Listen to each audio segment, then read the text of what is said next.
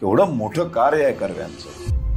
त्यांच्या नाटकात एक असा प्रसंग दाखवला की 2 का 3 हजार रुपये त्यांना मिळतात. आता समोर प्रश्न आहे, त्यांचा सख्खा मुलगा त्या 3 हजारामध्ये जर्मनीला शिकायला जायचं म्हणतोय आणि त्या 3 हजारामध्ये इकडे एक 15 बाल विधवांचा आश्रमासाठी तेवढेच 3 हजार आहेत. माणसासमोर यक्ष प्रश्न आहे. आत्ताच्या आपल्या कुठल्याही वडिलांसमोर हा प्रश्न उभा राहिला, आश्रमाला द्यायचे का स्वतःच्या मुलाला परदेशात शिकण्यासाठी द्यायचे? ते त्याला सांगतात की मी तुला नाही देणार, तुझं तू बघ काय ते.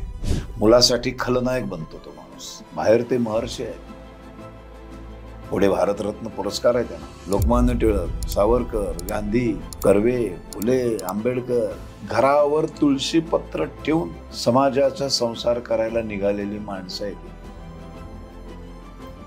मग यांचं चरित्र, यांचं एखादं नाटक, सिनेमा जर आपल्याला संधी मिळत असेल तर आपण केली पाहिजे.